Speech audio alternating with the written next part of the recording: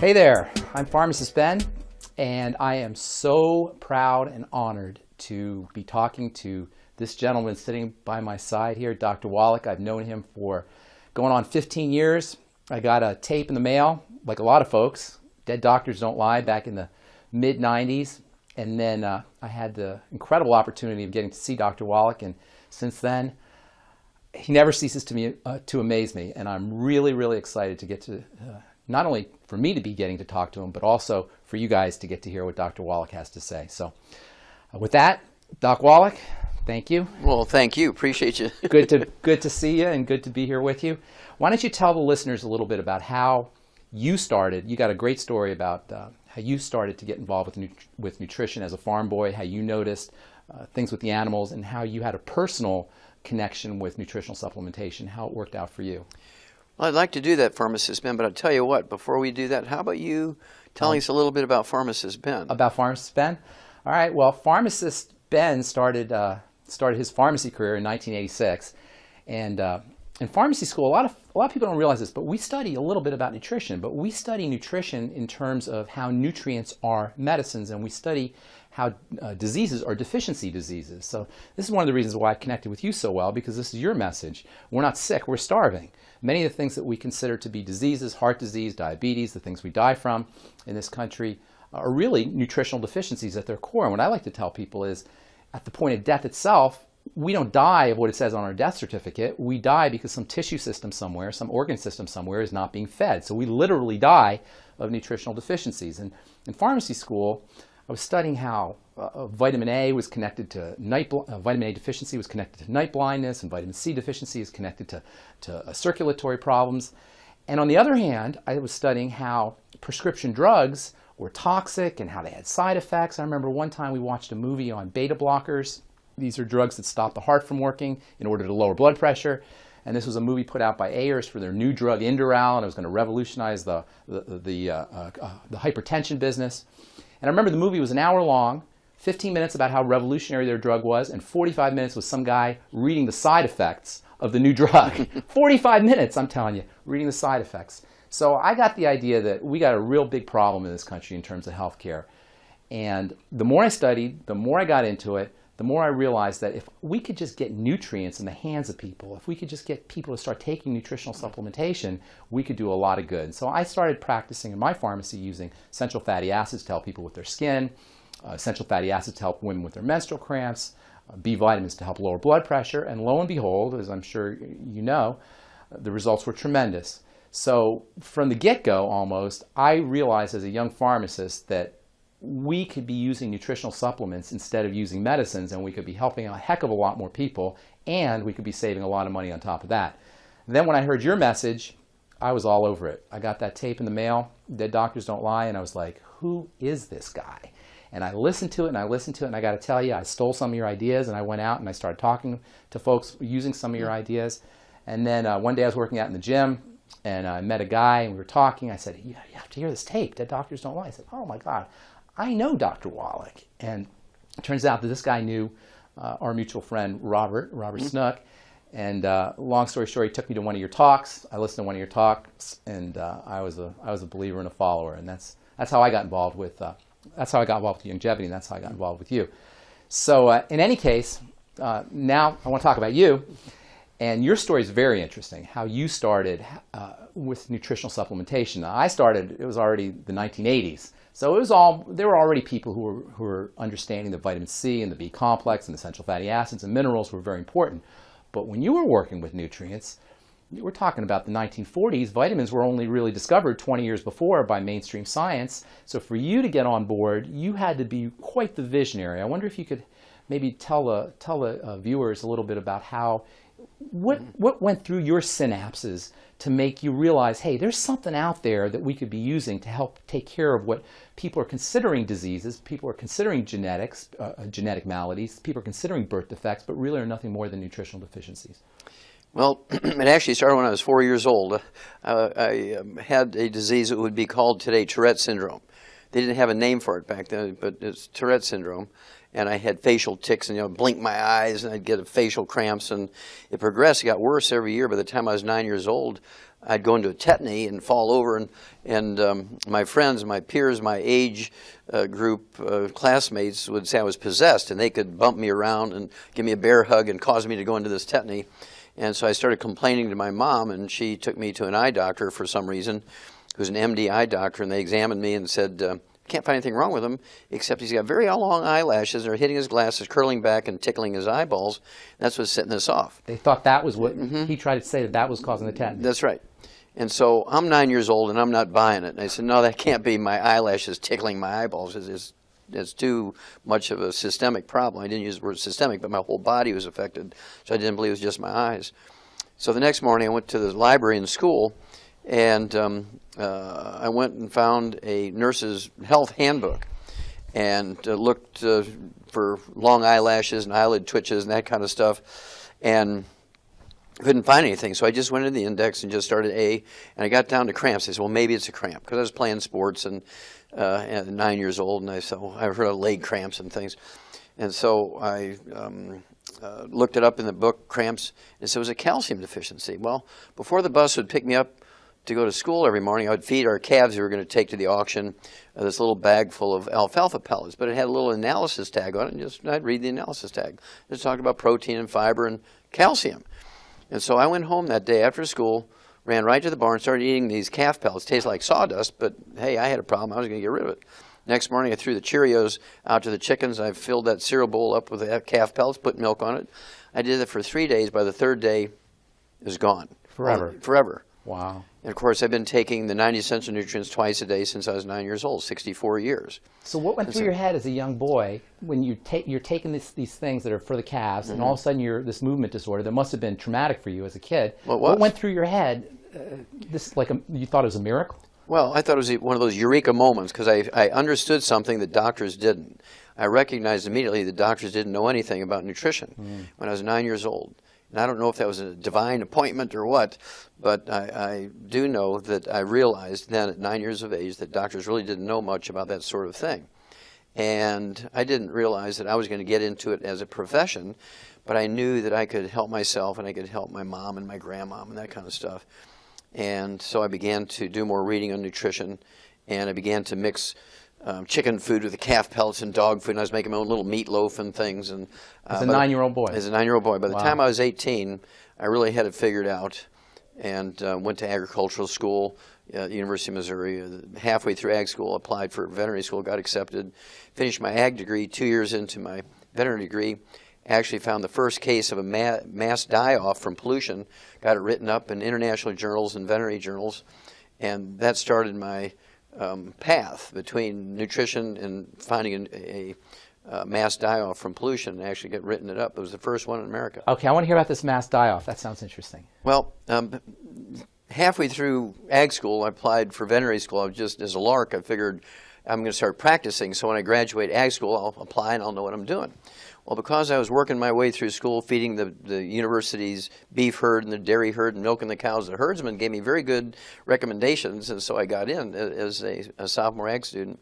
They said, well, you really don't have to finish ag school if you don't want to, but I wanted to. So by the time I finished ag school, I'm a sophomore veterinary student, and now I'm a graduate student. Well, that just so happens in 1962, all the professors took off and left the graduate students in charge of all the services. And of course, pathology services, farmers would bring in dead animals, you had to find out what they died from and so on. Or you have to look at biopsies from surgery of small animals. Well, there's one day, this farmer brings in 50 lambs, and he says he had 500 lambs die the night before.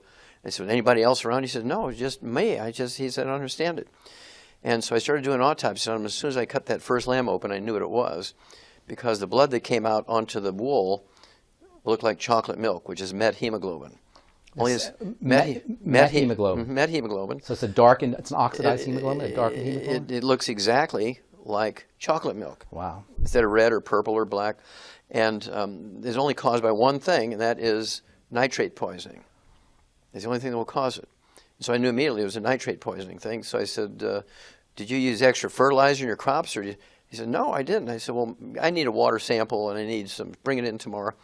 And as I'm finishing the autopsies, every one of these lambs, instead of having thyroid glands the size of a lima bean, one lobe on each side, each one the size of a lima bean, each one was the size of a plum. And when you cut through it, instead of being like a beet, firm and crisp, when you cut through it, it was like blackberry jam. So it's like rotten and decayed. Yes, yes. And so I knew that these lambs, and every one of them had the same problem. These were 6-month-old lamb. They had 2-inch wool. They were beautiful. I put 10 of them in my freezer and ate them, right? There's nothing wrong with them, except that they had goiter and met hemoglobin. And it turns out that the neighbor had bought some fertilizer, high nitrate fertilizer, to get more corn for his bang for his buck, and it was uphill and rained and got down this guy's well. Well, did all the chemistry on the water, the feed, the lamb's blood and their liver and everything. And what happened was, why did 500 of them die in one night? And so I figured, okay, it has to do with metabolism and temperature and stuff. Well, it was December, and in Missouri in December, you can have a day like today. It could be 50 degrees in December in Missouri. And it's been like 42, 50, 36, 38. Well, the night they all died, it was 19 degrees. It just dropped to 19 degrees, and they all died of hypothermia. Their metabolism was off. Their thyroid gland wasn't working, so they couldn't maintain their body temperature. 500 lambs died of hypothermia in one night. Wrote that up, got it published in the National Journal of the American Veterinary Medical Association, and also international journals. And I became instantly known as a student worldwide. That's awesome. And you're 22 at the time? 22, yeah. That's awesome. So I think it's really important that people understand that you have a lot of great, incredible wisdom and intuition when it comes to nutrition and chemistry, but it comes from actually working with the tissue hands-on. You actually saw what these nutritional deficiencies do to the tissue, to the organ systems of the body. And I think people need to recognize this is not just theory, and this is not just book learning. This is actually hands-on understanding about what nutrition does to the body in terms of its the body's organ structure, and the body's cell structure, and the body's tissue structure. That's super important. There's not a lot of people out there who are pathologists or have pathology background and a nutritional background as well. And a physician and a veterinarian. That's right. That's right. That's right. The thing that followed up from that was I was working with Marlon Perkins as a kid during high school, and he got me a job doing That's the Wild Kingdom. Wild Kingdom, Mutual of Omaha, Marlon Perkins, yep. And he got me a job in Africa on the white rhino project, which had to do with saving the white rhinos. It was one of those conservation projects. I was able to get 200 of them, bring them back to the United States, caught them. And so if you see a white rhino in a zoo or a wild animal park, it's either one that I caught or maybe offspring. Well, because of that paper, Perkins, and this was the time when pollution was being brought to the surface by Silent Spring, the movie, Rachel Carson, the book, and so forth. And he was very good. He thought, we have all these animals dying from natural causes in zoos. Maybe pollution has something to do with it. Kind of like the canary in the mine concept, like the old Welsh coal miners. If the gases got in the mine, the canaries would drop off the perch long before the men would die, and they could run out before they blew up. So extinct canary in the coal mine, or animals that were becoming extinct. Exactly. Yeah. And so he said, we're wasting this material. We need to have some. And I know a guy, Wallach, because I'd give him copies of that paper on the lambs. Oh, wow. So he pulls me back out of Africa, and he made me the chief pathologist in that project, which combined the services of the Shaw's Botanical Gardens in St. Louis, the zoo, and the biology department of Washington University.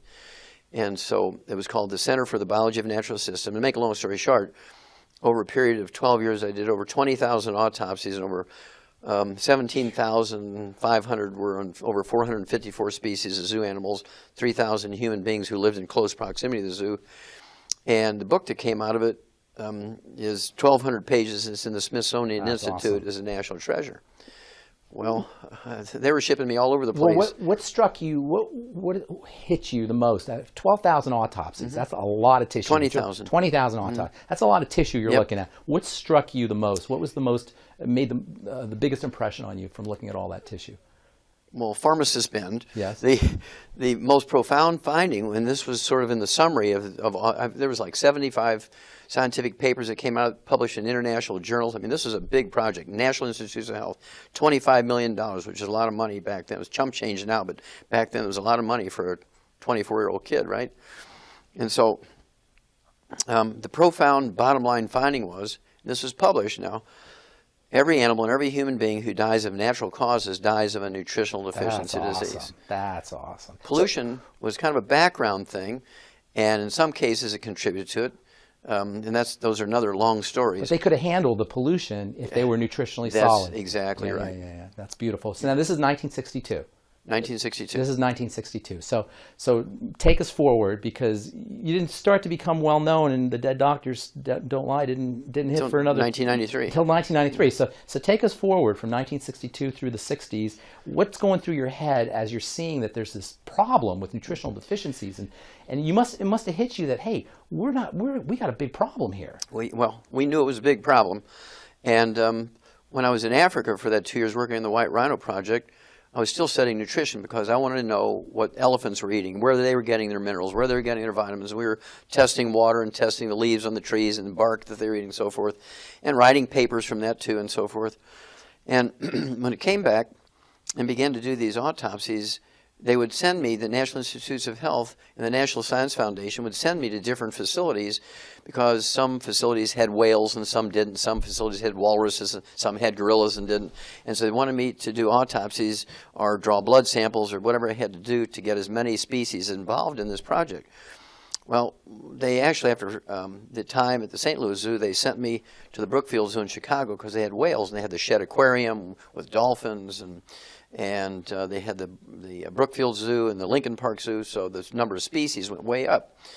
And I was walking into this office, and I'm unpacking, and there's two biologists there who are getting ready to go on an expedition into Alaska to catch some wild Arctic foxes. And I said, oh, that sounds like an interesting project. Why are you doing that? He said, well, we have a pair of Arctic foxes here at the zoo, at the Brookfield Zoo in Chicago, and they must have some terrible gene, because Arctic foxes normally have 10 to 12 kits in their litter, and they were only having 3 to 5 kits, and they're always born with this birth defect. So they have this terrible genetic problem. So we want to get some wild genes and bring that in and reconfigure the genes and so forth. I said, well, tell me about it. They said, well, 5 years earlier, the babies were born with neural tube defects, and 4 years earlier, they were born with no limbs. 3 years earlier, they're born with no diaphragm, so they all suffocated to death. All different things. All different things. Yeah. Every year is a different thing. And then the last year, they had cleft palates, and I said, well, it's not genetic, because it'd be the same birth defect. It'd be like the same birth defect year after year after year. If it's one gene, it'll be the same problem. Exactly. He says, what are you feeding them? Ground up horse meat. And they said, well, are you giving them any vitamins? Minerals? No, because they're meat eaters. We just give them meat. And so I knew what the problem was right away. So I said, okay, I'll tell you what. Since your guys are leaving this week, why don't you get them off a display? They're imperfect. I played to their beliefs, right? So I said, they're imperfect specimens anyway. Give them to me. Let me kind of work on them and do some tests on them. And they were happy with that. They brought them up there. And when they left, I went to the grocery store and bought some dog food for toy dogs. And I gave it to the foxes. Within a couple of months, they had a normal litter of 12 babies. So I did the thing that a good farmer would do. I inbred them, right? I bred the mother to the sons, the father to the daughters, the brother to the sisters, and by doing that, I had 300 foxes very quickly.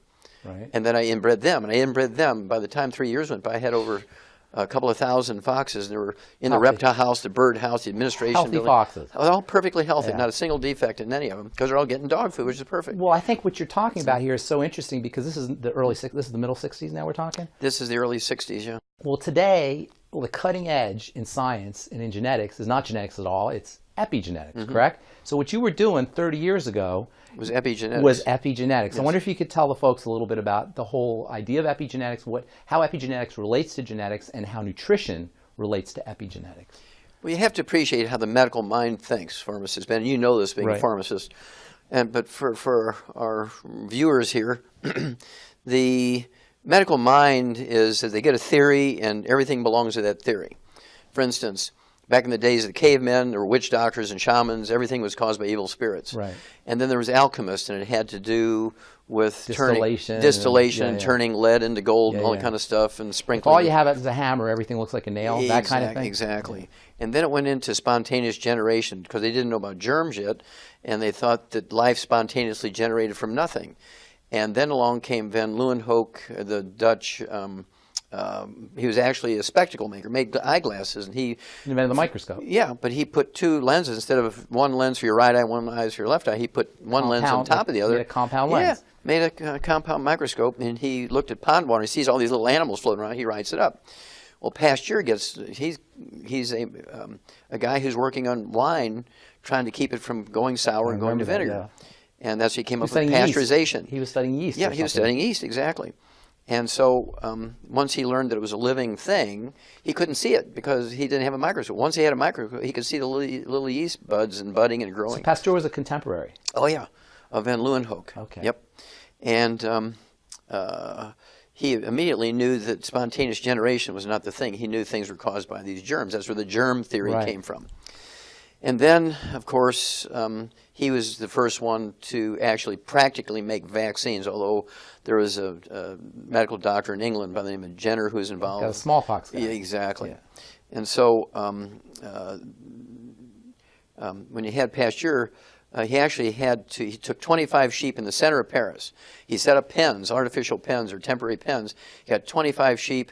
For anthrax, he had 25 sheep. He didn't. He gave anthrax to all 50. And the ones that were vaccinated, 24 of them survived, and 1 died. And the ones that didn't have vaccination all died. And so the press was there, and it was everybody agreed that he knew the answer to anthrax. And so the medical system couldn't argue with it because the press had already made it a fait accompli, right? And then comes along Mendel and Darwin, right? And Darwin's talking about how things evolve in the Galapagos Islands, and he'd see all these different finches, which are really the same species, but they had different colors and different beaks, but they're the same species. And that's because it took a little adaptation in each of the different islands to survive, the predators and things. That's where he came up with the theory of evolution, by watching the finches? Well, watching the finches. That's where he got that idea. And he knew there was something being passed on from one generation because the ones who were successful had some adaptation, right? That was the word, adaptation. And the ones that couldn't adapt got eaten by the predators. This is the beginnings of the genetics theory. Yeah, There's something being passed on, some information passed on from parent to offspring. Exactly. And then here's Mendel, who's this monk, right? And he's growing peas, and he's studying peas, which the monks love to eat. And he was studying which he could get the best peas, and he learned that there was something being passed on. The color of the pea flowers, and whether they're wrinkled or smooth, or they're big or they're small, and he could pass on these traits. And so he talked about threads, and he knew that something was being passed on. He literally said threads? Mm-hmm. He said threads are being passed on, threads of life are being passed on, carrying information was his words. Wow. We're talking about in the 1800s. early 1800s, yeah. And so that was the beginning of the genetic theory.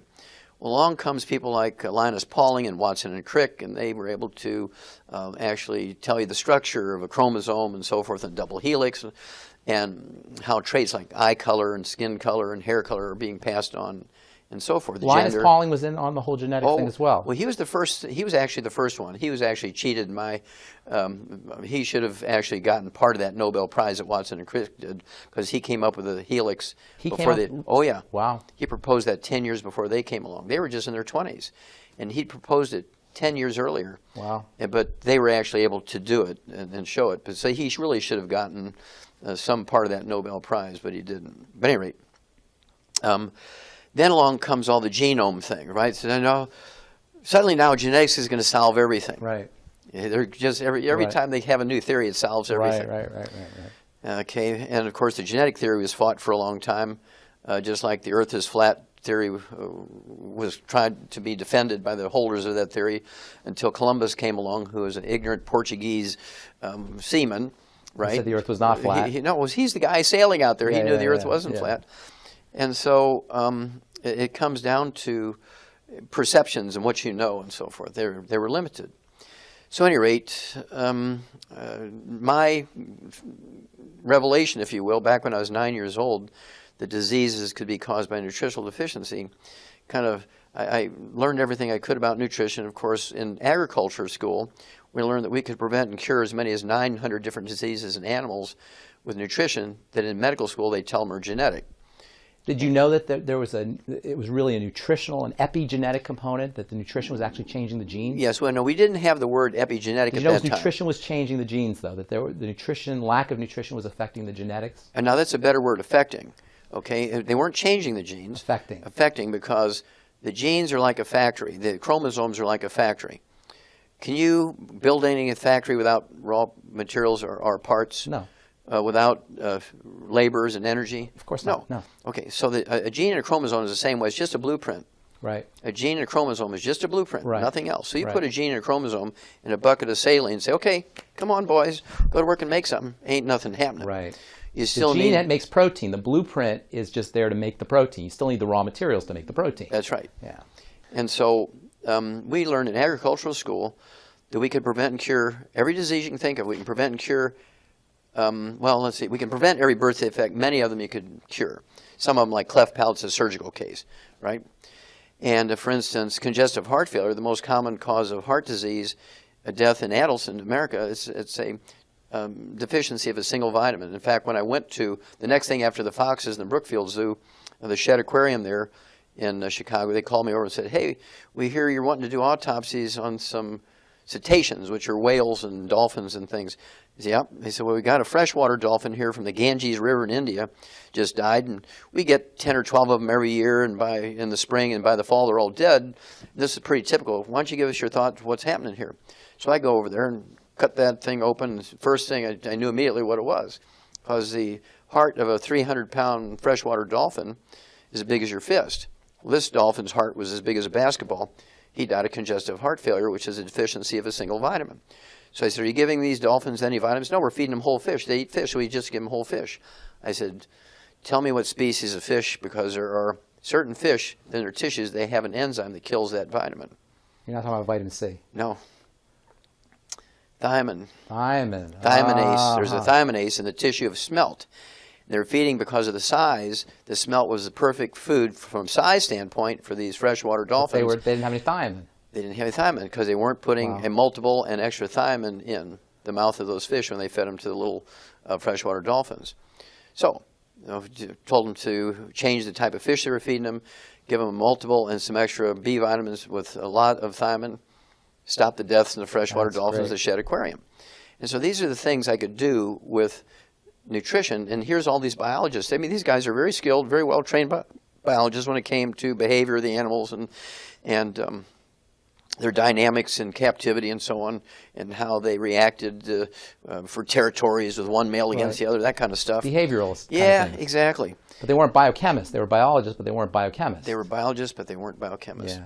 And so I could come in and see something very simple that I've been studying for 10, 15, 20 years and see it in a heartbeat, where they could look at it and they couldn't recognize it. Now, thiamine is a fascinating vitamin. That's the berry vitamin. Exactly. That's the vitamin that they were given. Tell the story about the chickens and the rice polishings. Well, beriberi is a very interesting disease.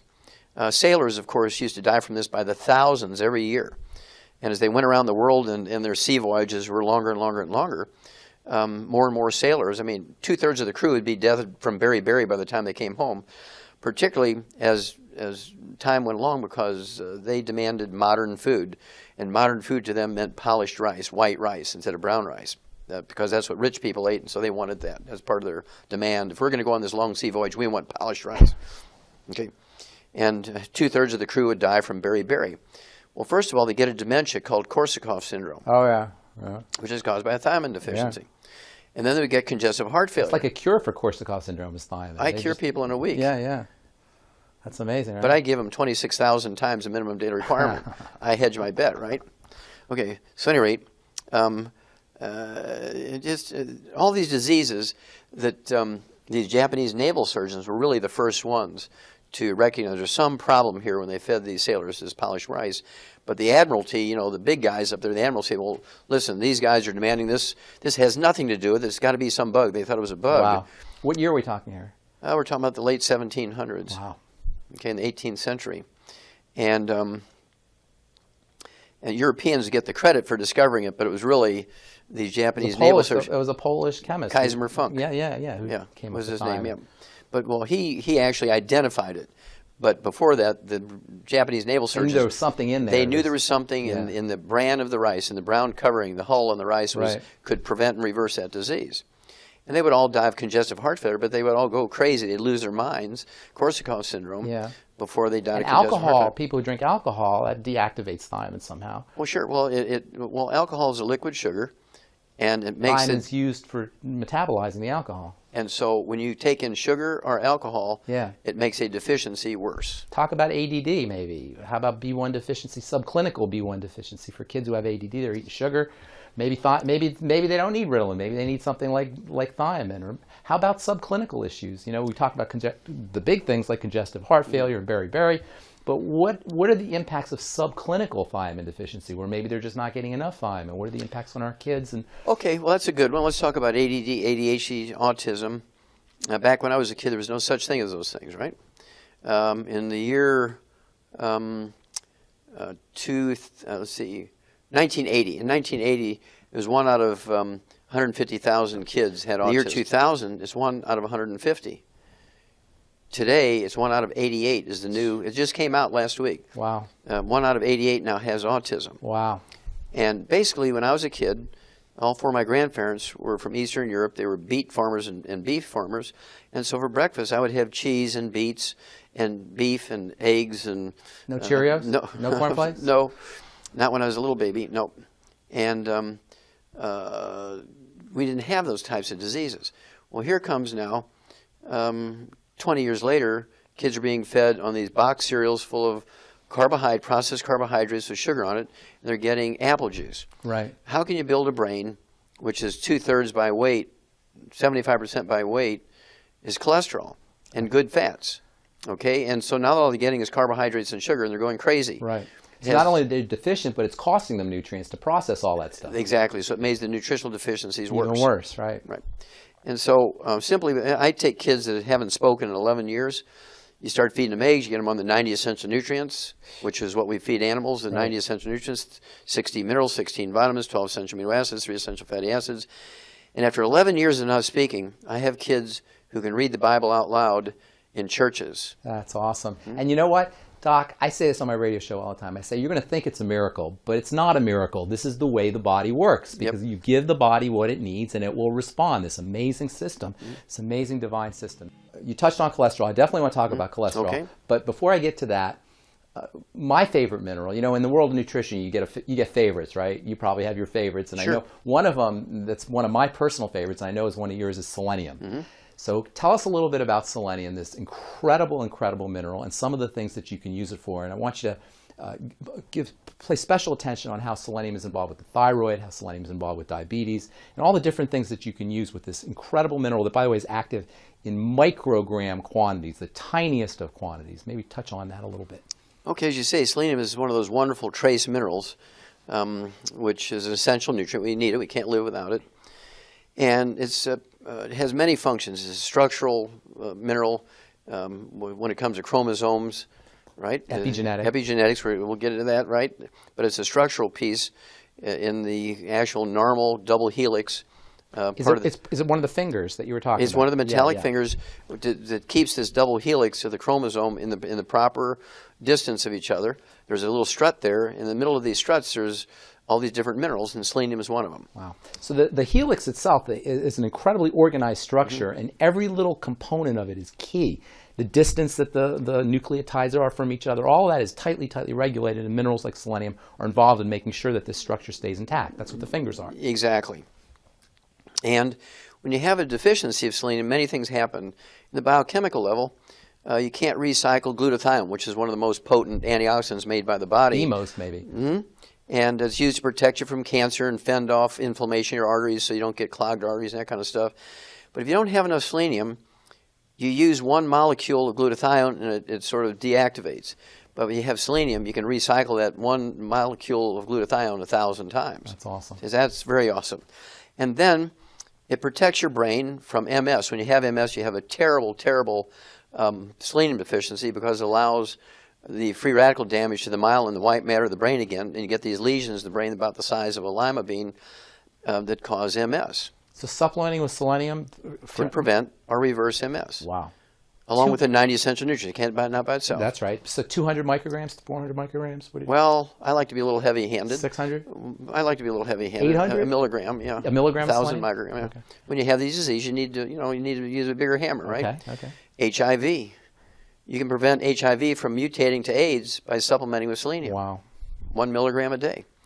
What's the difference between Arthur Ashe, the great black tennis player, and Magic Johnson, the great black basketball player. One is dead, one's alive. Yeah. One's supplementing with selenium, one didn't. Is that that's what Magic Johnson's doing? Oh, that's interesting. Now, how about even just a common cold or just like flus and that kind of thing? I'm getting there. Okay. I'm getting there. It's very good. You're on top of it. All right. But I also, it's one of the things they actually discovered, Dr. Gerhard Strauser, a grand man, he's the guy who discovered that selenium is an essential nutrient back in 1957. They didn't consider it essential back then. No, they considered it poison. Yeah, exactly. Right. They thought it was a poison. Even medical doctors today still think it's a poison. Yeah. But it actually was discovered to be an essential nutrient. And the disease he was looking at was liver necrosis, the death of your liver. If you survive death of your liver, you got cirrhosis of the liver, right? And this is all caused by not drinking, because 99% of the people who get liver cirrhosis never took a drink of alcohol in their life. Right. It's a selenium deficiency. Wow. I get people off the liver transplant list all the time. Wow. And that's a big problem today, non-alcoholic fatty liver disease. That's a huge problem. Fatty liver, primary sclerosing cholangitis, liver cirrhosis. Yeah. I've had people, pharmacists, who've had 32 liver operations at Harvard Medical School.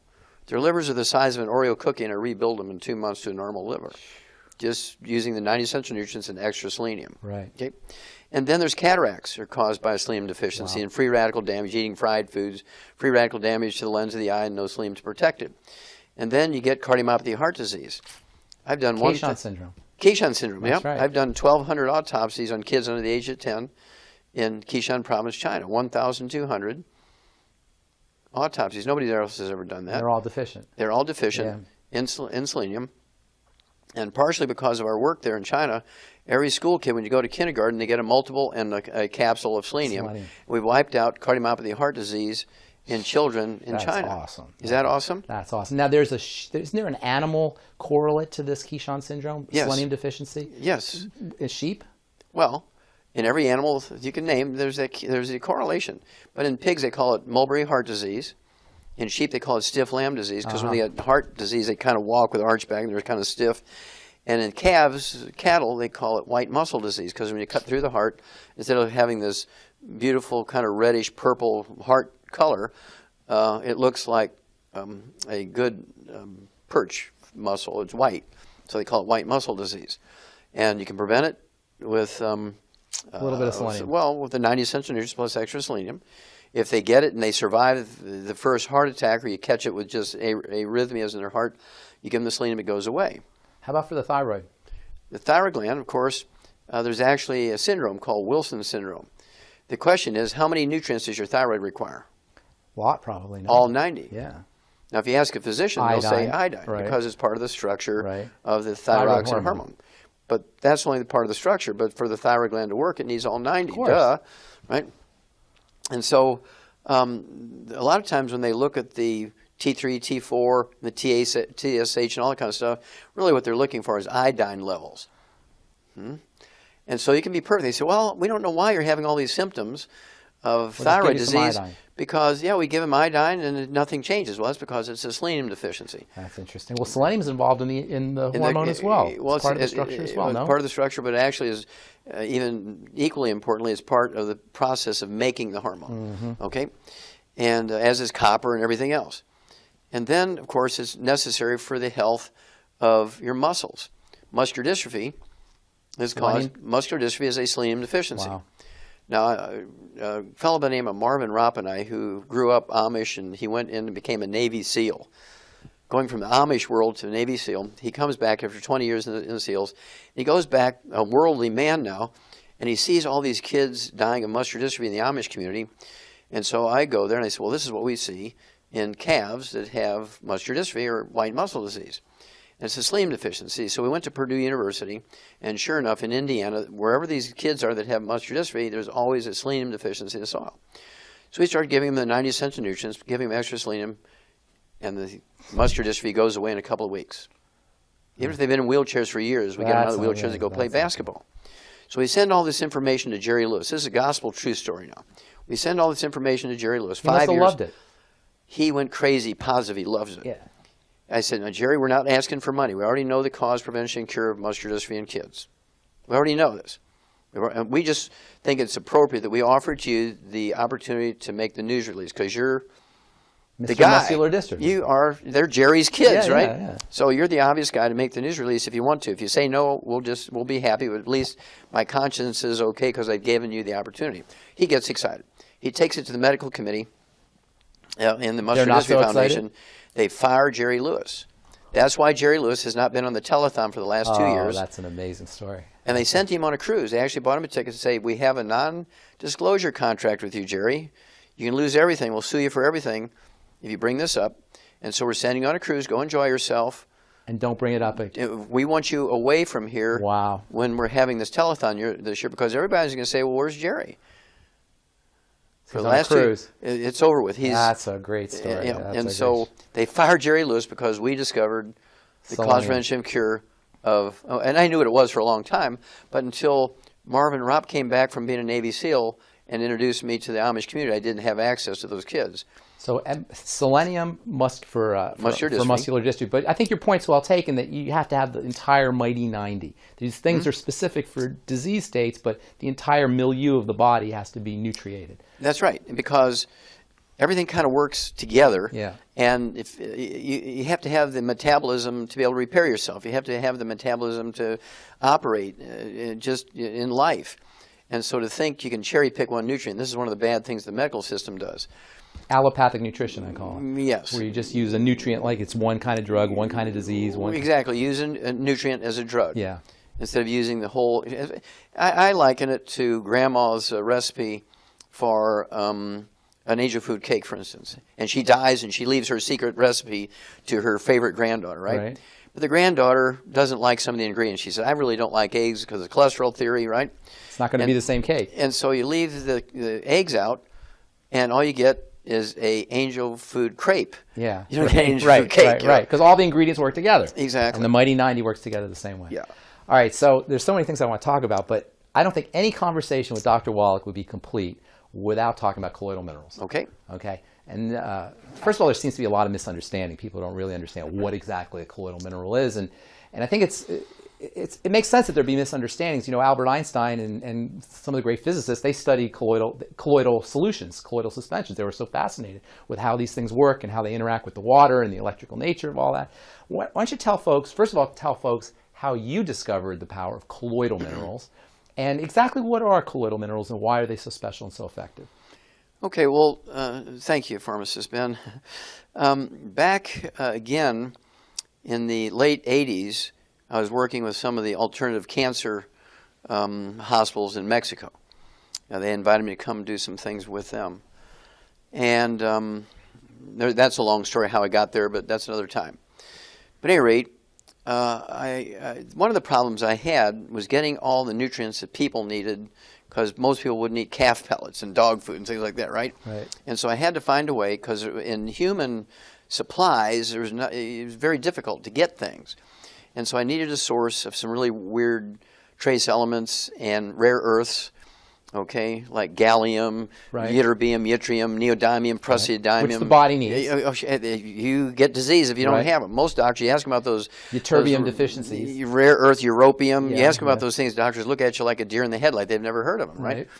And so I was looking for those things. Well, here at one of these alternative cancer hospitals is a little gallon glass jug, and it says, take an ounce of this with every meal. And I tasted, woo, it kind of shrunk wrap your lips over your teeth. It was very tart. Right, minerals. Yep. And so I said, what is this? He said, well, it's this stuff that comes out of the mountains and it has all these different minerals in it.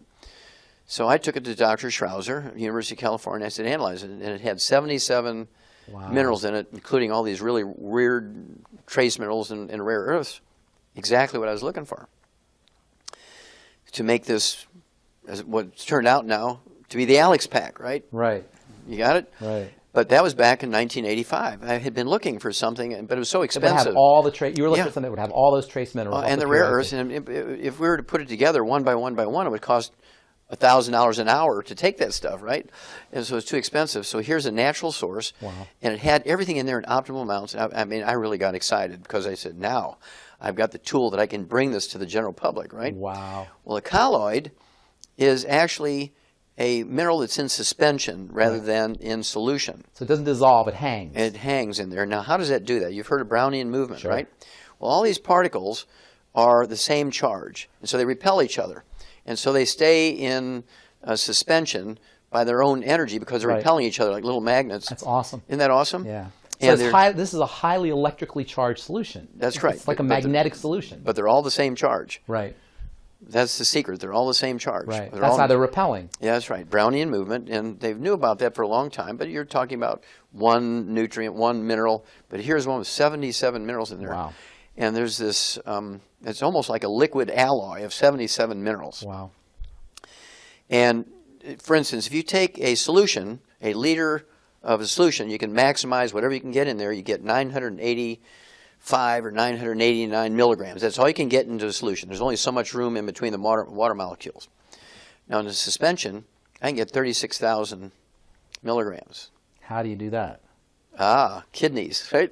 I can get 36,000 milligrams. Well, when you taste that, that'll shred the enamel off your teeth. It's so acid. So I had to cut it down to 19,000 milligrams. But now we're getting up into the dosage rates, so you don't have to drink 7 gallons a day. I had to concentrate it down. I mean, all these little mechanical factors I had to deal with, I had to concentrate it enough to where a human being could take a couple ounces and get enough. Nobody's going to drink 7 gallons a day to get enough, right? But these are highly concentrated suspensions. Yes, but I had to concentrate them more. Wow. Right, see? And so this was perfect for me because I could get 19,000 milligrams in a liter, I could get 600 milligrams in an ounce. That's amazing. That's amazing, right? That's amazing. And so, but in a solution, I could only get 30 milligrams. And so what accounts for that difference then? Well, in a suspension, it doesn't matter how much room there is between the water molecules because these guys are in there keeping each other in suspension all the time. They never settle out. They're self-suspending. They're self-suspending. They never settle out. Wow. It's a perpetual motion machine. So when you're actually drinking an electrical energy, you're drinking magnetism. Of sorts, yeah. So you're drinking a magnetic solution. So Yes. Would you say that the effect on the body is it amps up the magnetic energy of the body? Well, if you look at the heart, for instance, which is an electrical thing, Right. When people start getting palpitations, they are having an electrical conduction problem. So you give them selenium in a colloidal form, problem solved. Wow. Okay, and so it's that simple. But at any rate, then I was able to make liquids. Of course, I think I'm considered the father of liquid supplementation at that level. And in the initial product we had was just what we called plant minerals. I remember that. Yeah, 77 plant minerals, which contain all 60 essential minerals in optimal amounts, 1 ounce per 100 pounds of body weight. And most people are deficient in minerals, so just taking those minerals made an enormous positive difference in people's lives. And then people were saying, well, what multiple do I take with it? So I had to come up with a multiple, and then you think it's tricky to add all the vitamins and amino acids and things to it. Now I tried adding the fatty acid, turned it into soap. I'm sure. It became a solid. You can't add fatty acid stuff, but it's a miracle that you could add all that other stuff in there. That's some amazing formulations. And let me tell you something. I formulate for a living, and the formulations that you guys, Youngevity's come up with some formulations that are absolutely stupendous, and it started off with that bottle of minerals. That bottle of minerals. That bottle of minerals. So we just kept adding things to it, and of course we'd run into the thing like turning into soap, and we had bottles exploding and stuff. And so in the early days it was quite adventurous. And then of course right now we have in the Alex pack, which you can buy by itself or part of the Alex pack. I like the Alex because you got a complete thing. Is the Beyond Tangerine. Has 245 nutrients in it. That's a stupendous product. Isn't that wild? Stupendous product. It has 300 milligrams of these minerals per serving. It has lots of B vitamins. Well, mega doses. Yeah. Right. And then it has 115 super juices. We're not talking about a V8 here. Right. We're talking or a V115. That's amazing. V115. Yeah, V115, not V8. Right? Yeah, plus 1,000 milligrams of vitamin C, yeah. plus copper, plus selenium. Well, plus all 60 essential. Plus is there glucosamine? I think. Yes, in there there as well. is. No, that's an amazing product. If people don't do anything but that, they're going to notice dramatic results. Oh, huge. And of course, kids like it because it tastes good. Tastes great. And then for absorption, that's another thing. You know, in pharmacy school, we study delivery. That's one of the main things we study is delivery. And they tell you, if you want to deliver things in the body, and you don't want to use a suppository, and you don't want to use an injection, drink the stuff. And that was actually, in addition to the colloidal minerals, the nature of the colloids, the fact that it was in a way you could drink it, and you would get instant absorption is so important because people have digestive problems. Everybody has digestive problems. Bypassing digestive problems with liquids. Go ahead. Well, I'll answer that question in a second. But what we did was even, I thought, more fun. We'd take these colloids, which in themselves are very absorbable, right? And then we... Tremendously absorbable. Very absorbable compared to even solutions. And so then we turn it into a coffee crystal type technology. Now, talk about that. Well, coffee crystals are not actually like you're making an instant drink, okay, because what we did was turn it into a brewed thing that has all these juices and vitamins and minerals and amino acids in it. We made these huge solutions, and then we freeze-dried it, and they turned into crystals. You just add water, and suddenly now it rehydrates. It rehydrates, becomes the original suspension again. Is that what makes the BTT so special? It's like freeze-dried. Yes. Do you remember that commercial they used to have for the freeze-dried coffee? That whole... That's the coffee crystals. Yeah, it's the same idea. And so we take a colloid, and we turn it into the coffee crystal technology. So it becomes a colloid again. It becomes a colloid again. So the BTT is it's a colloidal suspension. It's a not colloid, a solution. and then we put it into resuspension. But when people reconstitute it, it becomes a suspension again. It becomes a suspension again. So they're actually drinking this colloidal liquid again. Exactly. Even though it's portable and you can carry it around. And light, you can take it on the plane with you. You can take it on the plane. That's great. All right, so cholesterol. Okay. I want to talk about cholesterol. Statin drugs, hundreds of millions of prescriptions are filled for statin drugs every year. Everybody's terrified of cholesterol. Somebody here was asking about eating eggs, and people don't want to eat eggs. They don't want to eat the yolk in eggs. And there's so much misunderstandings about cholesterol. Please tell our listeners, tell the viewers a little bit about, first of all, what cholesterol is, why it's so important, and then how you can make sure that you have enough cholesterol in your body using dietary strategies. Well, first of all, cholesterol is an important part of our human structure. Every cell wall is like 30% cholesterol. Right. Okay. Every cell wall, if the trillions and trillions of cells in your body, every one of them, 30% or more, in some cases 60% of the cell wall is cholesterol. Nerves. So you can't make cells without the stuff. That's right. And cells won't work without it. They die without it. And then 75% of your brain weight, the white matter of your brain, the myelin, is cholesterol. Okay? If you don't have enough cholesterol, guess what you get? Alzheimer's disease. It's a physician-caused disease for lowering our cholesterol. Then you can't make sex hormones. Testosterone, estrogen, progesterone, and adrenal hormones are all steroid hormones. 95% by weight is cholesterol. Vitamin D3 is cholesterol. 7-hydroxy-25 cholesterol, right? Right. Cortisol, cholesterol hormone. Exactly. So aldosterone. Adrenal hormones, all these things are cholesterol. So you don't have enough cholesterol, you get erectile dysfunction, you get menopause, you get adrenal exhaustion, you get Alzheimer's disease. All of it. All of it. How can this beautiful chemical, this beautiful molecule be so demonized in our culture? It's amazing to me. Well, here's why. Because, again, biologists don't know anything about chemistry, right? Doctors don't know anything about nutrition. Right. So that's a maxim. Well, in 1971, after having done 20,000 autopsies, I wrote a paper which compared the plugged arteries in vegans versus plugged arteries in meat eaters. Huh. Looking at this cholesterol theory, right? So the vegans are eating grains? Well, grains, vegetables, fruits, and nuts.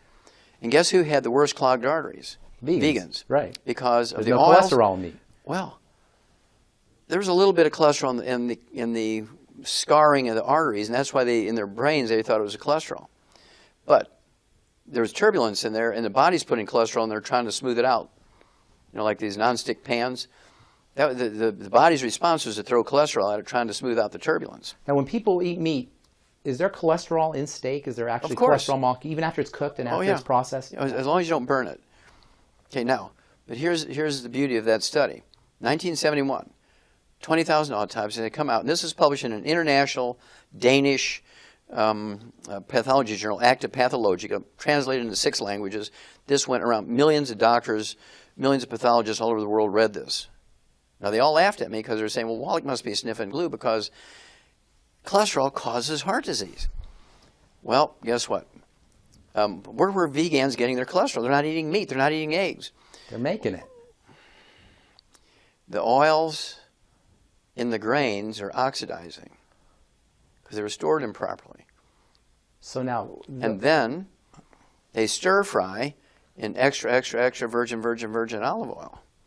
You turn those oils into trans fatty acids and heterocyclic amines, right? right. By heating them. They eat a lot of salad dressings. So where's the cholesterol coming from?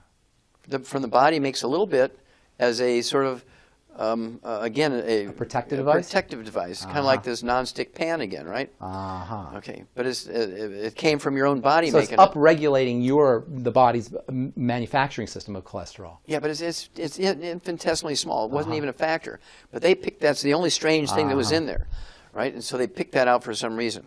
And they came up with these statin drugs to lower cholesterol. Well, here comes now, 41 years later, the FDA in Science News just a couple of weeks ago came out and said, uh-oh, Houston, we have a problem.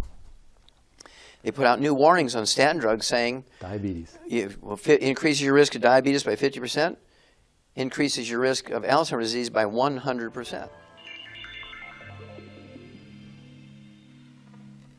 The FDA in Science News just a couple of weeks ago came out and said, uh-oh, Houston, we have a problem.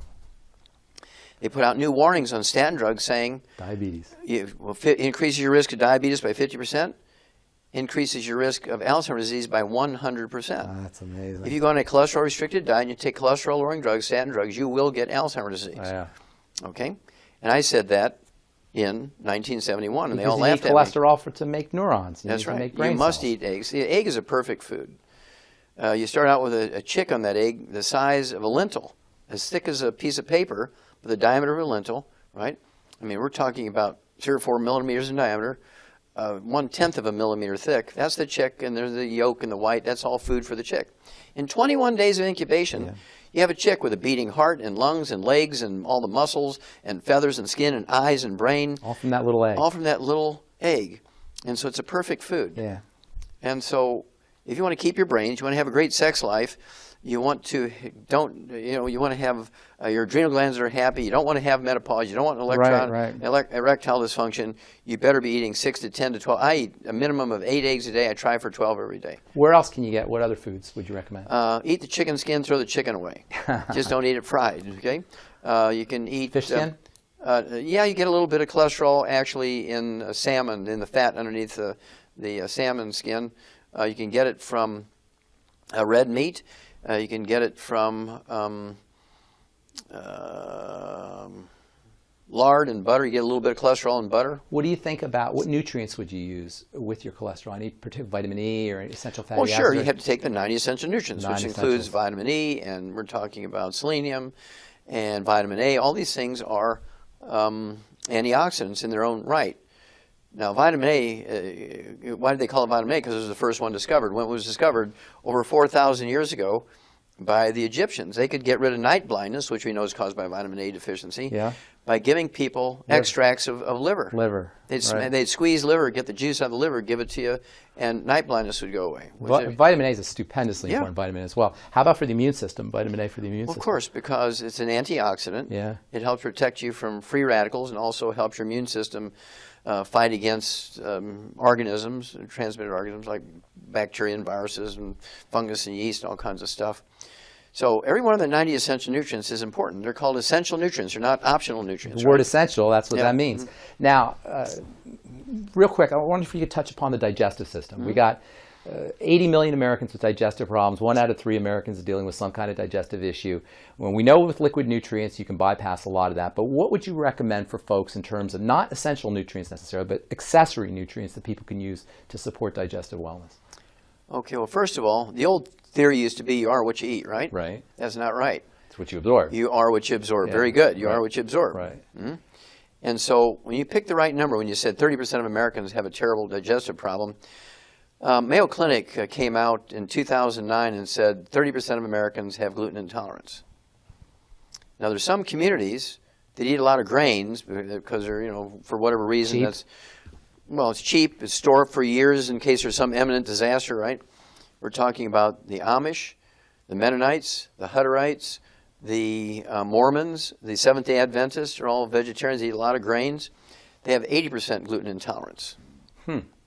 Now, what that does is you lose the villi in your small intestines, and you get celiac disease, you get diverticulitis, you get irritable bowel syndrome, inflammatory bowel disease, And you you get don't absorb ulcerative and you don't absorb your nutrients. You lose 85% ability to absorb them. So what's 15% of nothing? Nothing. Very little. Yeah. Right? And so the problem we have now is all these people now are being told to eat whole grains. And so there's all this gluten intolerance happening. So people are not absorbing what little nutrition there might be naturally in the food. Right. And they're not supplementing. And so you have to get off of gluten. You have to supplement properly. And then 99% of these problems go away. You're talking about when you're talking about diseases, for instance, like you have a baby born with muscular dystrophy, cystic fibrosis, cleft palate, they're born deaf, and all this kind of stuff. Invariably, the mother will be gluten intolerant because what little nutrients are in the food, she can't absorb them very efficiently. So she's got a malnourished fetus. She's got a malnourished fetus. Wow. It's not genetic. Oh, yeah, it's malnourishment. It's malnourishment. But here's the thing that gives doctors a little bit of hope that their theory is correct. Gluten intolerance is passed on through cord blood or breast milk. It's not genetic, but the glutens are passed on. The allergens. Well, they're not even allergens. They're not. It's not an allergy. It's an intolerance. So, in other words, the proteins, the peptides are passed through in the milk, and the baby becomes intolerant to it as well. Yes, exactly. Now, here's the deal. Nobody's allergic to poison ivy because there's no pollen involved. Nobody eats it for salads. But everybody is intolerant of it. Now, you rub poison ivy on yourself, you don't get an allergic reaction. You don't get an immune reaction. You have a contact dermatitis. Right. The same thing when you eat gluten and you have a gluten intolerance, you don't get an allergic reaction. You get a contact. It's a mechanical issue. Would you say it's It's mechanical? a chemical irritant. You get a contact enteritis. Okay. So it's not necessarily an allergic reaction. It is not an allergic reaction. It's still an immune reaction. No. It's not even an immune reaction. Is it mechanical? It's a chemical irritant. So gluten is an irritant. Oh yeah, it's a contact enteritis. Bakers will get it too. There's baker's dermatitis. Well, yeah, exactly the same Same idea. And so what you do is you get these people on gluten-free diets. Their asthma goes away in 2 weeks. It's amazing. And you have a woman who's had 3 kids in a row with muscular dystrophy. You put her on a gluten-free diet. You give her the 90 essential nutrients appropriate for her body weight. You throw in some extra selenium. She'll never have another child with muscular dystrophy. She can have 10 more kids, but none of them will have muscular dystrophy because it's not genetic. That's amazing. Now, are there other things in grains aside from gluten? Gluten gets all the press, but there's other things as well. Are there other proteins, other peptides? Well, sure, there are allergens. You can get a wheat allergy, but it's not necessary to be gluten intolerant. Is grain a problematic food, in your opinion? Yes, it is, because human beings were never designed to eat grain. Yeah. Now, the animals that do very well with grain are They have ruminants. extra stomachs. They have 4 stomachs. Yeah. So if we have 4 stomachs, maybe we'd be able to eat that. Well, we'd be able to eat grain. Yeah. We have a single stomach, and we don't have the capacity to handle grains like an antelope and a buffalo, a buffalo and the horses and cattle and sheep and goats and all these animals with 4 stomachs. When you look around the world, other than one-celled animals, the 4-stomach animals are the most universal form. They're everywhere, on every continent, every place. There's more species of ruminant animals than there are elephants. So our digestive system just isn't designed to eat these kinds of things. That's right. Isn't that interesting? You know about Jared Diamond, right? He wrote a paper called Agriculture was the worst thing that ever happened to us in human history, something along those lines. But the idea being that we're not supposed to be eating these kinds of foods. Germs, guns, and... Guns, germs, and steel. Yeah. But the idea is that we're not supposed to be eating these kinds of foods. What about gluten-free? What about gluten-free flours and gluten-free grains? What's your take on those? Well, gluten-free grains are what? We're talking about millet. Yeah. Buckwheat, which is not wheat. Quinoa. And you're looking at rice. You ever hear of the old macrobiotic diet? I don't know a lot about it. During the 60s, the hippies, all those flower children were running around eating the macrobiotic diet, which was essentially a German cleansing diet that was made from brown rice and steamed vegetables. It was only supposed to be done for 2 weeks, but they felt good on this stuff, right? And so they added a little bit of fish to it, maybe some eggs, so you get enough protein so you could live on it forever. And, I mean, these people were solving problems like eczema, asthma, were all going away on this macrobiotic diet. And they said, it's the magic of the brown rice. No. It's because they gave up wheat. That's interesting. And there was this Michio Kuchi who popularized, he's a Korean guy who popularized the macrobiotic diet. He had terminal pulmonary tuberculosis. I mean, 90% of his lungs were filled up with tubercle abscesses, and he was beyond hope, according to the doctors, right? he got on the macrobiotic diet, and Gluten-free. 3 months later, he's gluten-free, he's cured. That's a great story.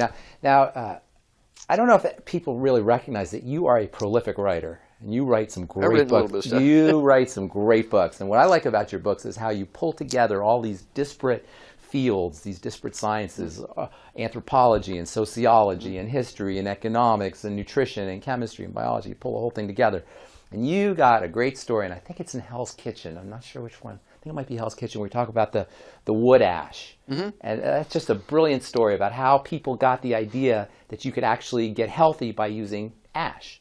And you see, sometimes you'll see ash on in the ingredient decks or in the nutritional facts on dog food. And tell us a little bit about this whole idea of ash and minerals and how that works in terms of nutritional power and nutritional. Well, sure. Well, this goes back to the caveman. Was that Hell's Kitchen, by the way? Is that Well, it was in Hell's Kitchen. There's a little bit of that in the book Rare Earths and Cures. Okay. And also a little bit in even Let's Play Doctor, Immortality. It's all, yeah, it's in all of it. Because in the old days, even in the caveman days, they had fires, right, for their fuel. Right. And the cave's going to get filled up with ashes. Right. So they had to throw it outside. It didn't take long to recognize that, where they were throwing those ashes, the green stuff, the leaves were twice as big than where it didn't get. So when they started gardens, they would throw the wood ashes into the gardens rather than just throw it down the stream or in the recycling bin to save the earth, right? They'd put it in the gardens. Well, wood ashes are not ashes. Wood ashes are really the minerals that the tree had sucked up out of the ground. And when you burn the wood for fuel, the minerals don't burn. So you have a powder in the fire pit, the fireplace, the wood stove. The ash is the minerals that aren't burning. Yes, they put them in the garden. So then the okra and the tomatoes and the corn and the sweet potatoes and the beans and peas and cucumbers, suck it all up, eat your vegetables and your grains. You got it that way. You got your minerals in that fashion. Nobody made the connection yet. They were using it as a fertilizer, but they never made the connection. They were getting minerals from it. They never did that. But when I know the exact moment when everything changed, it was 3 o'clock in the afternoon, Monday, September 4th, 1882, when Thomas Edison pulled the switch on the first commercial electric generating plant. 3 o'clock in the afternoon, Monday, September 4th, 1882, he pulled the switch on the first commercial electric generating plant on Pearl Street in New York City on the bluff overlooking the construction of the Brooklyn Bridge. Within 10 years after that, every city dweller had switched over to electricity for heating and cooking. So how many wood ashes? They didn't need any more wood ash. No, they needed them, but how many wood ashes were left over when you cooked and heated with electricity? Nothing. Zero. So what did they do to replace all those minerals they'd been getting for thousands of years? Nothing. They got sick. They got sick now for diseases they never heard of before. Oh, how interesting. So with electricity. Yeah, it just displaced were our source of minerals. That's interesting. It was sort of a change of just like right now, you can't hardly find a payphone in an airport because of cell phones have replaced it. Newspapers are going away because all the little classified ads are going away because of the cell phones and eBay and all that kind of stuff, right? So is the postal service going away because of email? Yeah. Okay. Well, the same thing happened when you had the electric stove come along. There's no ash anymore. No ash anymore. But they didn't make up the difference. Nobody knew to make up the difference. And so wood ash has been, when you look at the top, and this is where the book Immortality comes in, we looked at the top 20 longevity cultures on Earth, and we did it through National Geographic. We read 60 years worth of National Geographics, because we knew we'd have to spend millions of dollars of our personal money and years and years and years. And then people would say, well, Wallach, we don't believe this one, and we'd argue about that one. So we took everything from the National Geographic, give them plenty of credit and so forth. We used their pick of the top 20 longevity cultures. We have 40 times 100-year-olds. They have 100-year-old per 250 population. We have 100-year-old per 10,000. Wow. Okay. Which cultures? Well, we were talking about things like Sardinians, the Nicoyans in the Pacific coast of Costa Rica. Really weird places you never heard. Okinawans, right? And so the Hunzas up on the Pakistani border with China. Lake Titicaca. The Titicacas and that kind of stuff. It was really, really weird. All top 20 longevity cultures are third world cultures. They're illiterate. They have no doctors, no medical system. They have no utilities. Glacier milk. What do they have? Well, I thought that's what it was in the beginning, but the universal thing that they picked was they all use wood for fuel. Oh. And by dumb luck, pharmacist Ben, by dumb luck, when you look at the agricultural schools at the universities in the countries in which these cultures exist, by actual analysis of the land that they grew their food on, and they got the trees that they use for wood, for fuel, they had 60 minerals in their soil. By dumb luck. By dumb luck. Yeah. That's great. All right, we talked to our friend Aaron just a few minutes ago, and he's an amazing testimony to everything you talk about. He lost 100 pounds. Everybody wants to lose weight. Obesity is ridiculous. We're the number one obese nation in the world. We're the starving obese. It's crazy what's out there. By 2030, they estimate 50%, not overweight, Doc, obese. Okay, so how can we use the Mighty 90 to lose some weight, especially now with Christmas and Thanksgiving? How can folks use the Mighty 90 to lose some weight? Well, again, pharmacists, we're the number one obese nation in the world. We spend more money for healthcare than all the nations of the world combined, yet we're the number one obese nation in the world. What's going on here? What that tells you, you don't have to be too bright to stand back and say, how could we be the number one obese nation in the world? What does it say about the level of understanding of obesity by our doctors and our government? They know nothing. Nothing. Otherwise, we'd be number 204, right? We'd be the thinnest people on earth and the healthiest. But we're number one obesity because they know nothing about obesity. In their theory, you know what I'm saying? In their theory, obesity is caused from lack of exercise and a disease of excess. You're eating too much. Right. Because they think that we're like an oven.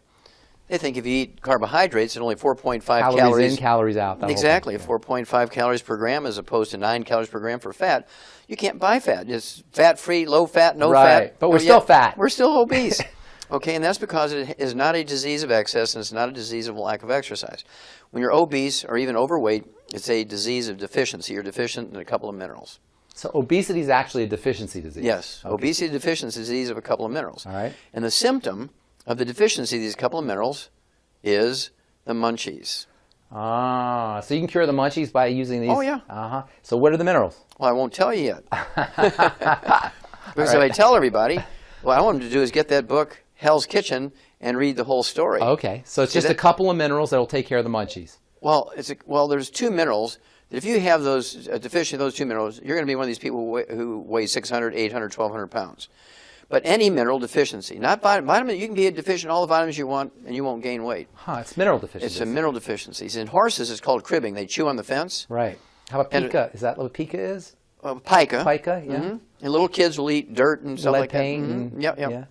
That's because of mineral deficiency. Huh. Only. So when people have the munchies, their body the body's wisdom is let's go get some minerals, and they're trying to find these minerals. You're driving you to eat something to find the minerals. Yeah. Okay. So using the Mighty 90 and using these minerals will take care of the munchies and take care of the weight loss. Suddenly now, if you just get on the Alex pack, take the 90 essential nutrients, right, you'll lose 10, 15, 20 pounds in a month. We see this all the time. Yeah, without even thinking. Yeah. Because suddenly now, your portions are automatically get smaller because you're tired of throwing food away. Yeah.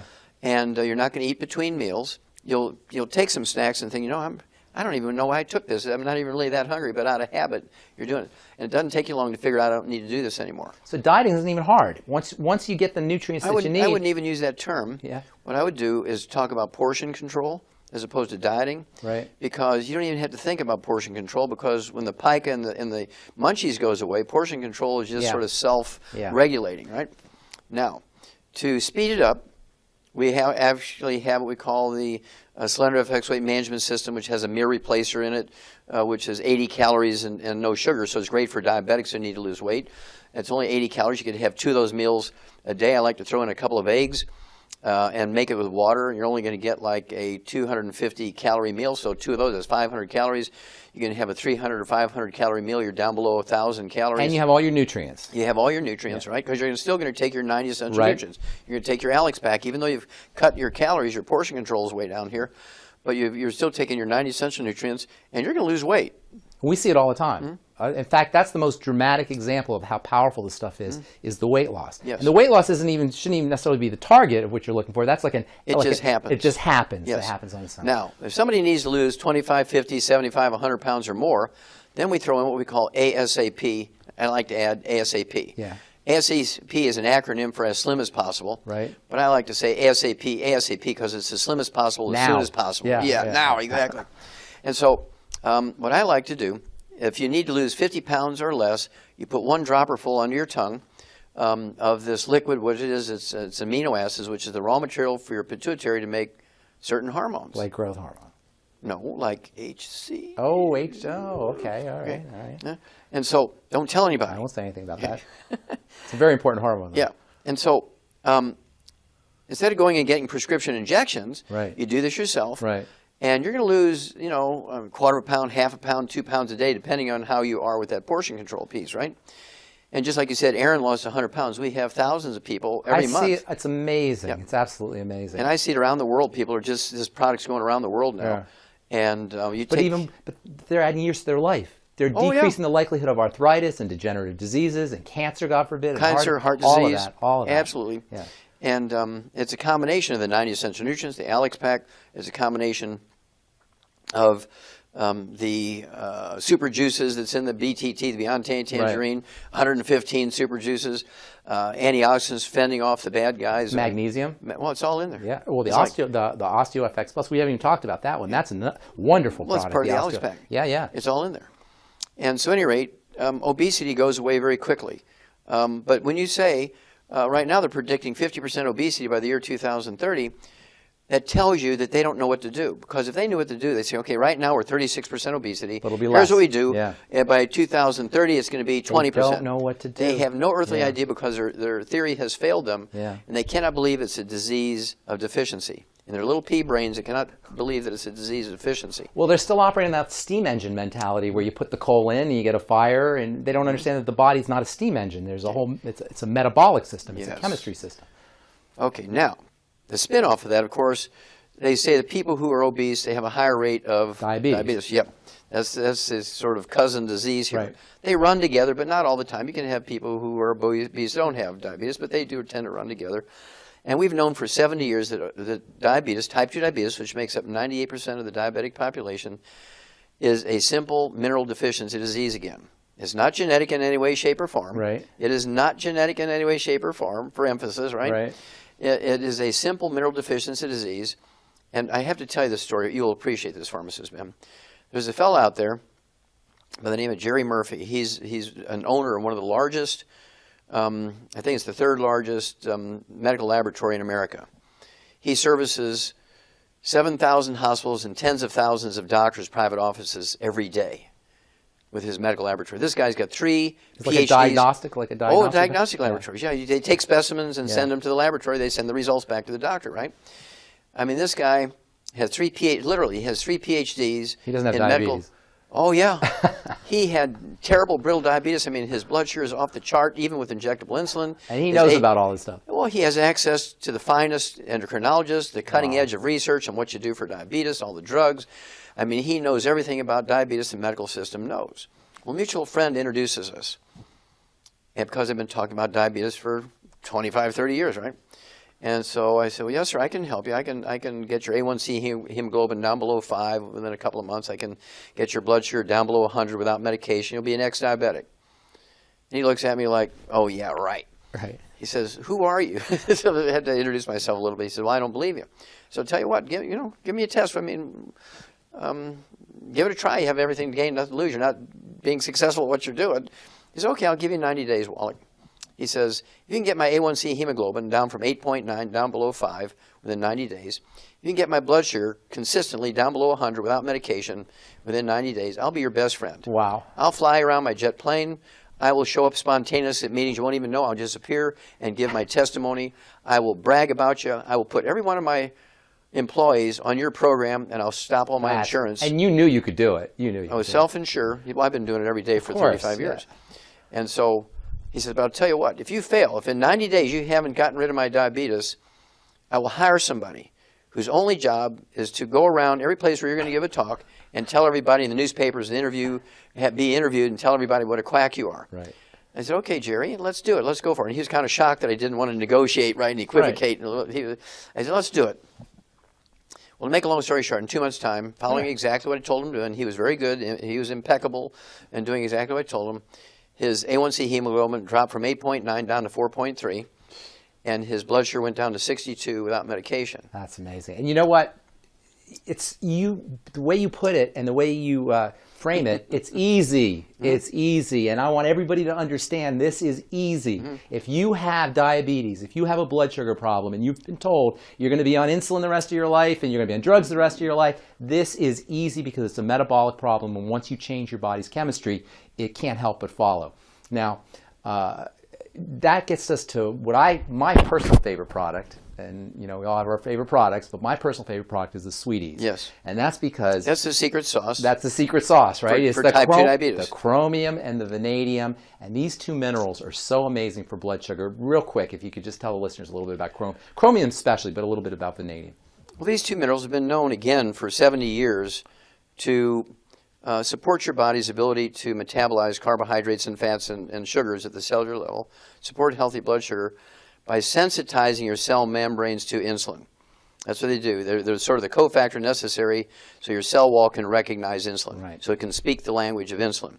People who have type 2 diabetes, contrary to what doctors tell their patients, when you have type 2 diabetes, you're making as much as 10 times more insulin than a non-diabetic. It's resistance to the insulin. Exactly. So the insulin level is going up because your body keeps trying, Right. keeps pumping out more, saying, why aren't you responding?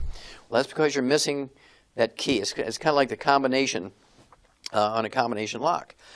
And if you take this along with the 90 essential nutrients, Right. by themselves you'll get okay results. But if you take those two by themselves, you'll be unhappy. You say, well, that Wallach thing didn't work. You must take them along with the 90 essential The B nutrients. vitamins, the vitamin C, and All 90 essential magnesium, nutrients. right. In their theory, you know what I'm saying? In their theory, Yeah. obesity is caused from lack of exercise and a disease of excess. You're eating too much. Right. Because they think that we're like an oven. They think if you eat carbohydrates at only 4.5 calories calories. in, calories out. that whole Exactly, thing. 4.5 calories per gram as opposed to 9 calories per gram for fat. You can't buy fat. It's fat-free, low fat, no Right, fat. but we're still fat. We're still obese. Okay, and that's because it is not a disease of excess and it's not a disease of lack of exercise. When you're obese or even overweight, it's a disease of deficiency. You're deficient in a couple of minerals. So obesity is actually a deficiency disease. Yes, Okay. obesity deficiency is a disease of a couple of minerals. All right. And the symptom of the deficiency of these couple of minerals is the munchies. Ah, so you can cure the munchies by using these? Oh, yeah. Uh-huh. So what are the minerals? Well, I won't tell you yet. Because if I tell everybody, what I want them to do is get that book, Hell's Kitchen, and read the whole story. Okay, so it's See just a that? couple of minerals that will take care of the munchies. Well, there's two minerals.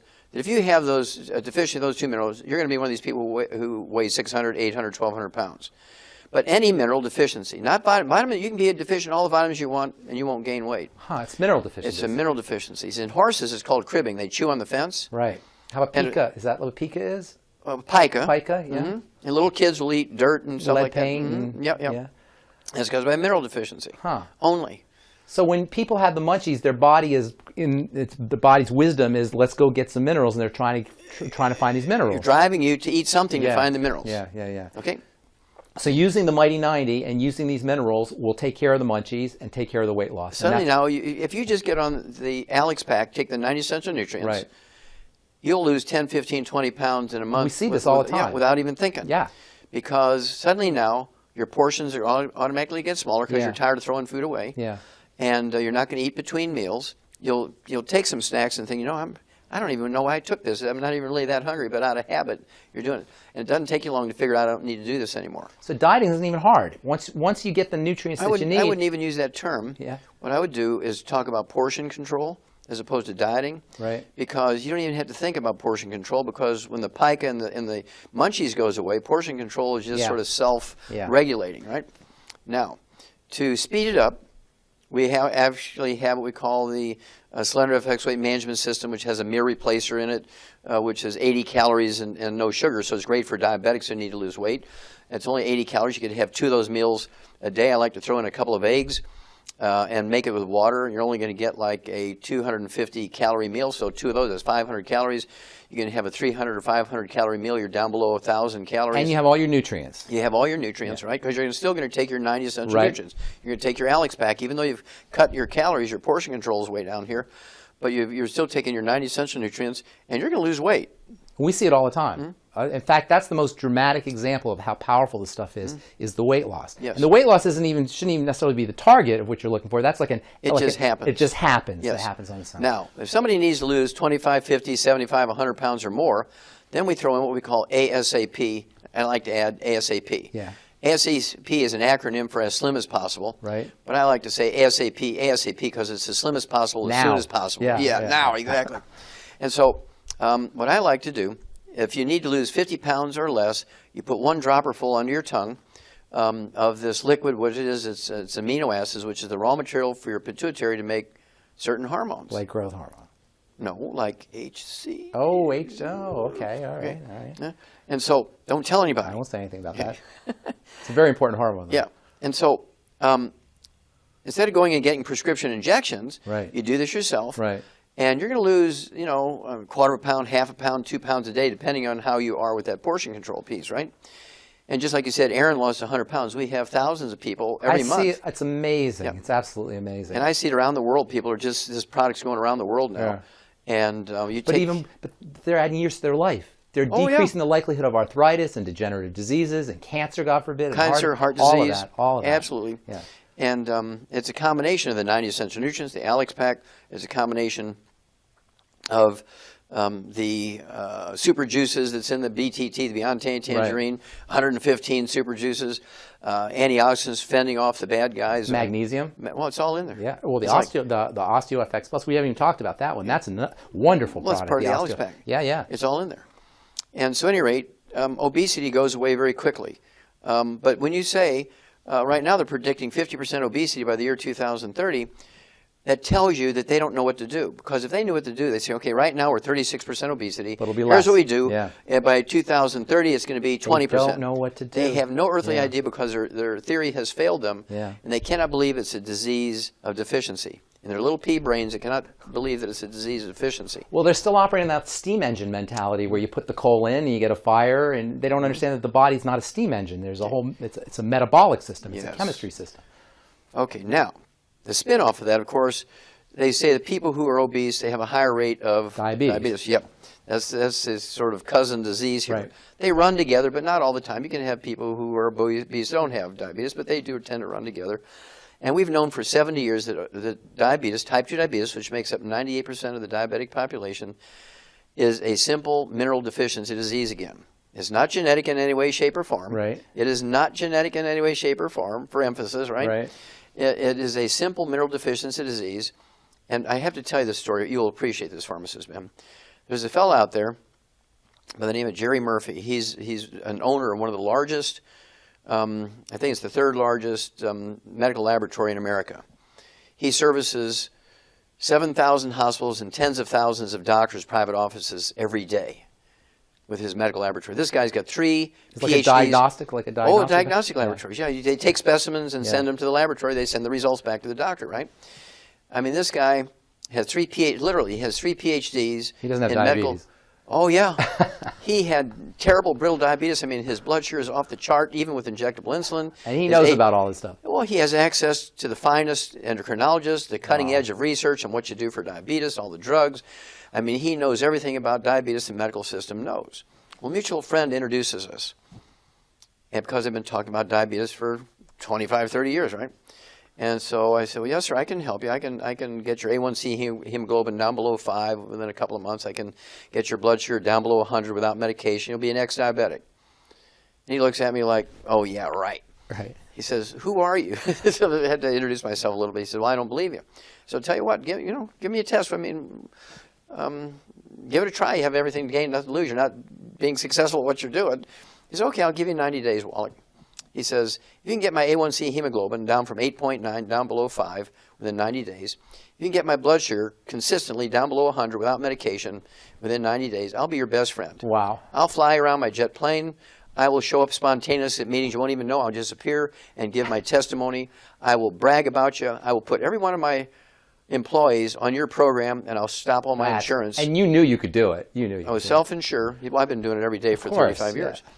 And so he says, but I'll tell you what, if you fail, if in 90 days you haven't gotten rid of my diabetes, I will hire somebody whose only job is to go around every place where you're going to give a talk and tell everybody in the newspapers and be interviewed and tell everybody what a quack you are. Right. I said, okay, Jerry, let's do it. Let's go for it. And he was kind of shocked that I didn't want to negotiate, right, and equivocate. Right. I said, let's do it. Well, to make a long story short, in 2 months' time, following exactly what I told him to do, and he was very good, he was impeccable in doing exactly what I told him, his A1C hemoglobin dropped from 8.9 down to 4.3, and his blood sugar went down to 62 without medication. That's amazing. And you know what? it's the way you put it and the way you frame it, it's easy. It's easy. And I want everybody to understand this is easy. If you have diabetes, if you have a blood sugar problem, and you've been told you're going to be on insulin the rest of your life and you're going to be on drugs the rest of your life, this is easy because it's a metabolic problem. And once you change your body's chemistry, it can't help but follow.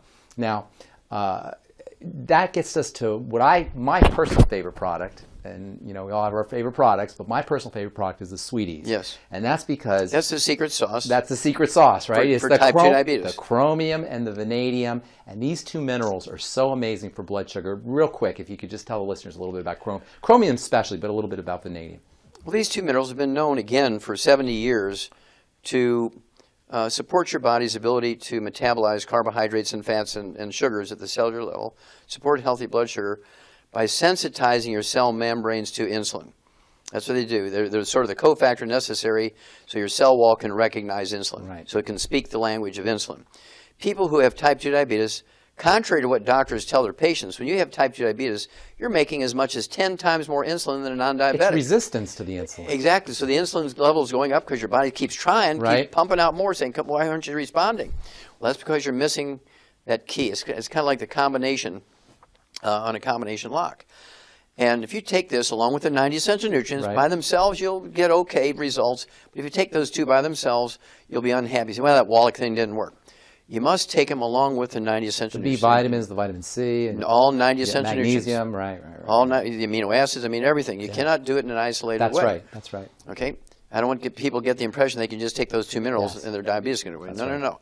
Those are the secret sauce that goes along with the basic program, and then it will work every time. There's actually a component in the body called the glucose tolerance factor, which chromium and I think vanadium might be part of. Are part of that glucose tolerance factor. But then it's something your body puts together when you have those nutrients, right? Just like your bones. What's the secret sauce for bones? Well, minerals, including phosphorus and calcium not just calcium. Magnesium. Well, no, your bones require all 90 essential nutrients. 90 essential exactly. nutrients. So if you just take calcium, you'll still get osteoporosis and fractures and arthritis. That's such an important point. You can't say that enough. It is the entire spectrum of essential nutrients. And that's why the term, the mighty 90, is so important. It's not just one nutrient. As important as chromium is, and as important as vanadium is, and as important as calcium is, it's the entire spectrum of nutrients that you need. You cannot make an angel food cake with McCormick's liquid vanilla extract by itself. Right. You can get an angel food crepe, as you said. Well, you wouldn't even get a crepe, but just the extract, right?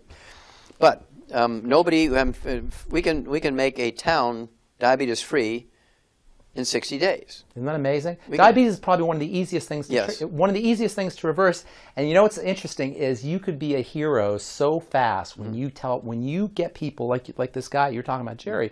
You can be a hero so fast simply by putting people on these kinds of essential nutrients. And how much death and destruction and just nightmares does something like diabetes cause in this country? Well, next to obesity is the biggest single cost factor in medicine today. 1/3 of Americans, 30% of Americans have type 2 diabetes. And how many pre-diabetics? Well, that's scary, isn't it? Right? Another 1/3. Right? So you're talking 2/3 of a country that spends more money than any other... all nations combined. Combined, right? Yeah. We spend more money than any other country in the history of the planet. All nations combined, not any country. All nations. Ever in history, and we are the sickest culture in the history of the planet. And something as simple as supplementing with nutrition, making sure that you're eating correctly. Staying away from the bad things. Staying away from the bad things can make such a huge difference.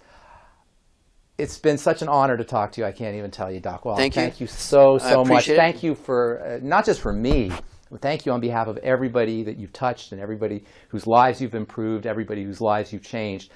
You're just an amazing, amazing, amazing human being, and it's a pleasure. Well, I appreciate you, Pharmacist Ben. I really appreciate you because 15 years ago Don't you tell came about to my me. pants. Don't tell. You came to me and you said, I really want to learn from you how to use nutrition to help my patients and people I know, and you kept your word, and I'm very proud of you for that. Thank you. I appreciate it. Well, that's all the time we have for today. Thank you so much, everybody. It's been a pleasure and an honor. I'm Pharmacist Ben, Doc Wallach. Thanks a lot, buddy. Thank you. We'll talk again.